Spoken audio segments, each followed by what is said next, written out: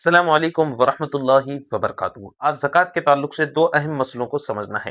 Number ایک پر کسی کے پاس ایک سے زائد گھر ہو، دو گھر ہو، تین گھر ہو، چار گھر ہو، تو اس جو ہے زائد گھر کے اوپر زکوٰۃ ہوگی کیا نہیں ہوگی؟ کسی کے پاس دو گاڑی ہو، چار گاڑی ہو، پانچ گاڑی ہو، اس کے اوپر زکوٰۃ فرض ہوگی کیا نہیں ہوگی؟ کسی کے پاس چار فلیٹ ہیں، پانچ فلیٹ ہیں، 10 فلیٹ ہیں، اس کے اوپر زکوٰۃ فرض ہوگی کیا نہیں ہوگی؟ اس بات کو سمجھنا ہے۔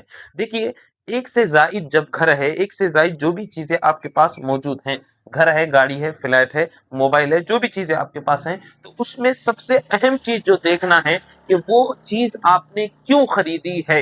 مثال کے طور پہ میرے پاس ایک گھر کے علاوہ دوسرا گھر ہے، تو میں نے کیوں خریدا؟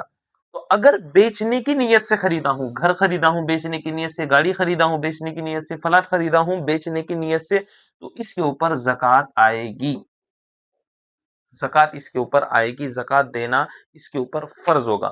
اور اگر میں نے استعمال کے لیے خریدا ہوں، گوڈاؤن کے لیے خریدا ہوں، استعمال کے لیے خریدا ہوں، دکان کے لیے خریدا ہوں، تو اس صورت میں اس کے اوپر زکوٰۃ نہیں آئے گی۔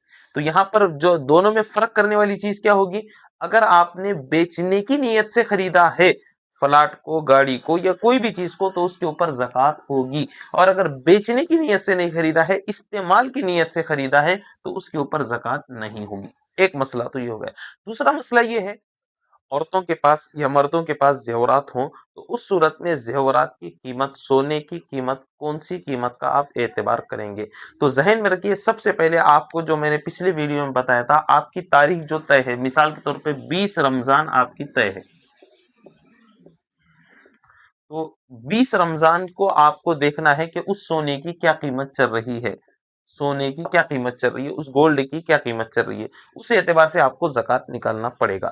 اب یہاں پر 20 رمضان کو آپ جو ہے سونے کی قیمت دیکھ رہے ہیں، تو آپ دیکھ رہے ہوں گے 22 کیرٹ کا جو آپ کے پاس سونا ہے، تو اس کی قیمت کا اعتبار کریں گے۔ ایک چیز تو یہ ہے۔ اب دوسری چیز یہ ہے کہ آپ جو ہے دو چیزوں کے اندر کنفیوز ہوتے ہیں بہت سارے لوگ۔ نمبر ایک پر 22 کیرٹ کا ایک تو خریدنے کا ریٹ الگ ہوتا ہے، بیچنے کا ریٹ الگ ہوتا ہے، تو دونوں میں سے کون سے ریٹ کا اعتبار کیا جائے گا؟ مثال کے طور پہ اگر میں 22 کیرٹ کا سونا ابھی خریدنے جا رہا ہوں، 1,50,000 میں آ رہا ہے مثال کے طور پہ، اور جو ہے 22 کیرٹ کا میرے پاس سونا موجود ہے، اس کو بیچنے جا رہا ہوں، تو اس کی جو قیمت آ رہی ہے 1,45,000۔